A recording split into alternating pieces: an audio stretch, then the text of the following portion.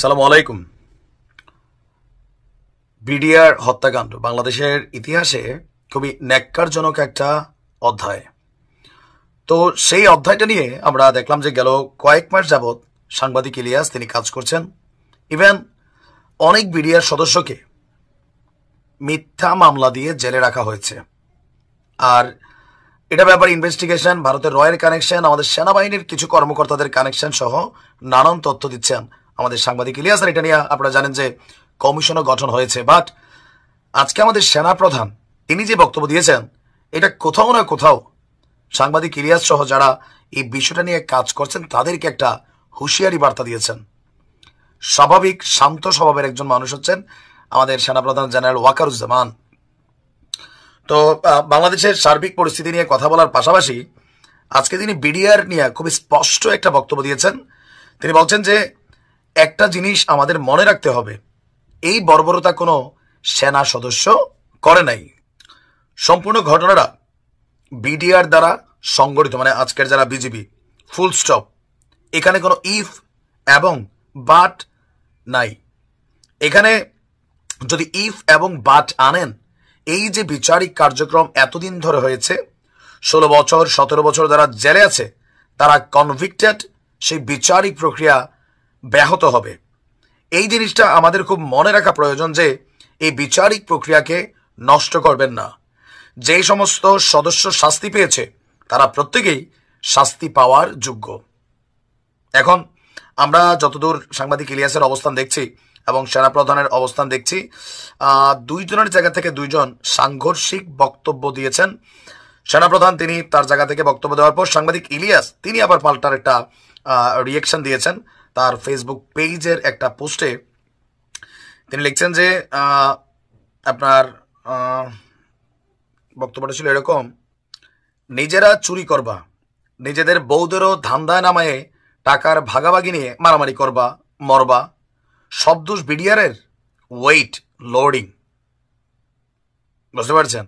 মানে আমি জানি না যে বিষয়টা আসলে কোন দিক পর্যন্ত গড়াবে, কারণ সর্বশেষ যতটুকু পরিস্থিতি আমরা দেখছি, আজকের সেনাপ্রধান খুবই কি বলা হয় যে একটা নায়কোচিত বা হিরো ভাব, অথবা যে যার যার দৃষ্টিতে যেমন আর কি একটা বক্তব্য যখন তিনি দিয়েছেন, তিনি বলছেন যে 2009 সালের 25শে ফেব্রুয়ারি আমরা যে 57 জন সেনা অফিসার, এবং শুধু তাই নয় তাদের অনেক কিছু আমরা হারিয়েছি। আর আচ্ছা, তিনি তার বক্তব্য বলছেন এখানে কোনো রাজনৈতিক নেতৃবৃন্দ এর মধ্যে উপস্থিত ছিল কিনা, ইনভলভ ছিল কিনা, বাইরের শক্তি এর মধ্যে ইনভলভ ছিল কিনা, সেটার জন্য কমিশন করা হয়েছে। কমিশনের চেয়ারম্যান এখানে আছেন, উনি এটা বের করবেন এবং আপনাদের জানাবেন।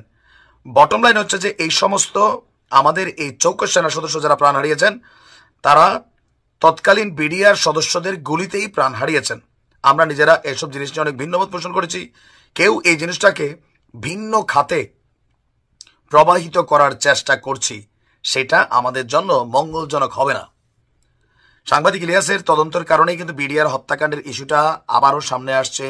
কমিশন গঠন হয়েছে, তদন্ত হচ্ছে। এর মাঝখানে সাংবাদিক ইলিয়াস তার লাইভে অনেক সেনা অফিসারদেরকে নিচ্ছেন, তাদের সাথে কথা বলছেন, বা এই বিষয়টা নিয়ে আরো মোর ইনভেস্টিগেশন করছেন। তো সবকিছু মিলিয়ে মুখোমুখি সাংবাদিক ইলিয়াস এবং আমাদের সেনা প্রধান।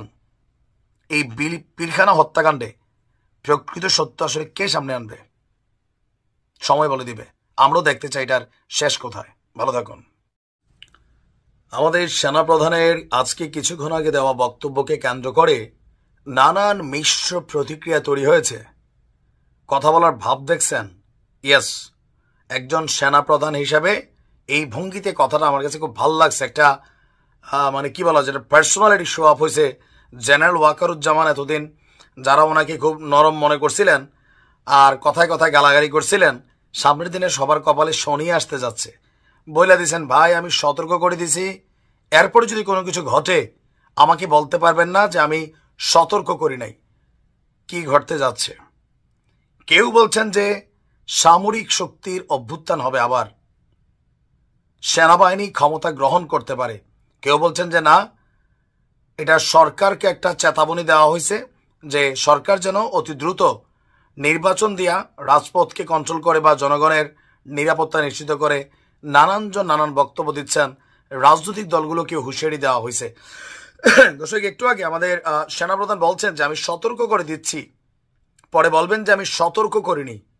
আমি আপনাদের সতর্ক করে দিচ্ছি, আপনারা যদি নিজেদের মধ্যে ভেদাভেদ ভুলে একসাথে কাজ না করতে পারেন, নিজেরা যদি কাদা ছোড়াছুরি করেন, মারামারি কাটাকাটি করেন, এই দেশ এবং এই জাতির স্বাধীনতা সার্বভৌমত্ব বিপন্ন হবে।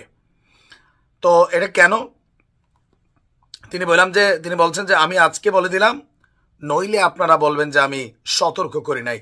আমার অন্য কোনো আকাঙ্ক্ষা নাই। আমার একটাই আকাঙ্ক্ষা, দেশ এবং জাতিটাকে একটা সুন্দর জায়গায় রেখে ছুটি করা। আবার বলছেন যে I had enough last 7-8 months, I had enough, যে গত 7-8 মাস যাবৎ যা দেখছি এটা এনাফ ইজ এনাফ। আমি চাই দেশ এবং জাতিকে একটা সুন্দর জায়গায় রেখে আমরা সেনানিবাসে ফিরে যাব। আরেকটা জরুরি বিষয় আপনাদের সাথে শেয়ার করি। দেশের এই আইন শৃঙ্খলা পরিস্থিতি খারাপের পেছনে কিছু কারণ রয়েছে। কি কারণ? তিনি বলছেন আমরা মানে জনগণ, রাজনৈতিক দলগুলা একে অন্যের সাথে হানাহানির মধ্যে ব্যস্ত, একজন আরেকজনের বিরুদ্ধে উল্টাপাল্টা কথা বলতে ব্যস্ত। এইটা একটা চমৎকার সুযোগ অপরাধীদের জন্য। যেহেতু আমরা একটা অরাজক পরিস্থিতির মধ্যে বিরাজ করছি, তারা মানে অপরাধীরা খুব ভালো করেই জানে যে এই সময় যদি এই সমস্ত অপরাধ করা যায় তাহলে এখান থেকে পরিত্রাণ পাওয়া সম্ভব না। সেই কারণেই অপরাধ হচ্ছে। আমরা যদি সংগঠিত থাকি, একত্রিত থাকি, তাহলে সম্মিলিতভাবে এদেরকে মোকাবেলা করা সম্ভব। এছাড়াও তিনি police, RAB, BGB, DGFI, NSI বলছেন যে তারাও গুরুত্বপূর্ণ কাজ করছে, খারাপ কাজের সাথে অসংখ্য ভালো কাজও করছে। আজকে দেশের যে স্থিতিশীলতা, দেশটাকে যে এত বছর স্থিতিশীল রাখা হয়েছে, এটার কারণ হচ্ছে এই সশস্ত্র বাহিনীর বহু সেনা সদস্য, সিভিলিয়ান সবাই মিলে আমরা একটা সুন্দর পরিবেশ তৈরি করার চেষ্টা করেছি। তো যাই হোক, রাজনীতিবিদরা যদি বুঝছেন, না বুঝলে খুব শীঘ্রই বুঝবেন যখন সামরিক বাহিনী ক্ষমতা দেশের প্রয়োজনে, জাতির প্রয়োজনে হাতে নিবে। যে পরিস্থিতি, মানুষ নিরাপত্তা চায়, নিরাপদ চায়, চাঁদাবাজি, লুটপাট, হানাহানি, ধর্ষণ, রাস্তাঘাটে ছিনতাই, বাস থামাইয়া ডাকাতি, ঘরে ঢুকা গুলি, যারা ক্ষমতার পাওয়ারে বসে আছেন তাদের সমস্যা হচ্ছে না, জনতার হচ্ছে। ধন্যবাদ সেনা প্রধানকে। যদি কখনো সিদ্ধান্ত নেন, মানুষ এটার পজিটিভ মনে হয়, যদি রাজনীতিবিদরা না শুধরায়। ভালো থাকুন।